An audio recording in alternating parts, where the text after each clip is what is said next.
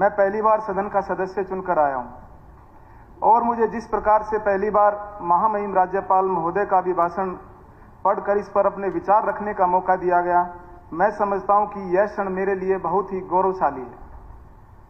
महामहिम राज्यपाल महोदय ने अपने अभिभाषण में जो काम किए गए तथा जो काम आने वाले समय में करने हैं, उन सभी विषयों को अपने अभिभाषण के माध्यम से बताने का काम किया है।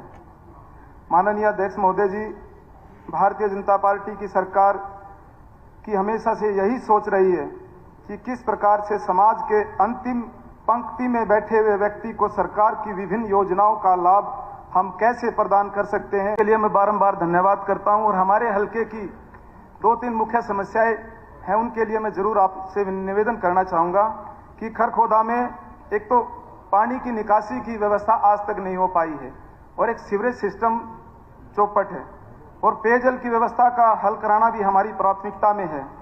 कस्बे की जनसंख्या जिस तरीके से हमारे वहां पर मारुति का सबसे बड़ा प्लांट का वहां पे लगने जा रहा है, तो उस वजह से हमारे वहां पे जनसंख्या आगे आने वाले समय में और ज्यादा बढ़ेगी।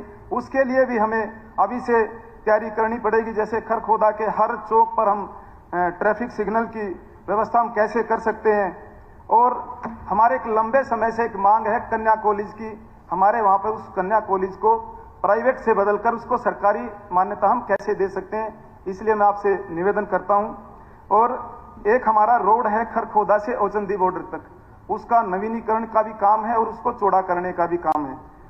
और लगभग ये हमारे हल्के में ककरोई गांव है और ककरोई गांव से वो रास्ता हमारा सोनीपत तक जाता है और लगभग उसमें 25 गांव उससे कनेक्ट हैं, तो वो रास्ता भी वहां पे खराब है। और जहां तक हमारे खरखोदा शहर की बात है, जैसे सामुदायिक केंद्र है, उसमें वहां पे ना एक्सरे मशीन है, ना अल्ट्रासाउंड की मशीन है, ना स्टाम्प के और अन्य कई सुविधाएं वहां पे नहीं है। और प्रधानमंत्री सड़क योजना के तहत गांव के रास्तों को चौड़ा करना भी हमारे हल्के की प्राथमिकता में आप ये जरूर एक बार शामिल करें। और एक हमारे वहां पर एक महाभारत कालीन एक मंदिर है, तो मैं ये चाहता हूं उसका भी एक नवीनीकरण करके उसका पर्यटक स्थल का दर्जा दिलाने का काम करे। उसका छपड़ेश्वर मंदिर के नाम से वो प्रसिद्ध है। आपने मुझे बोलने का मौका दिया, धन्यवाद अध्यक्ष महोदय जी।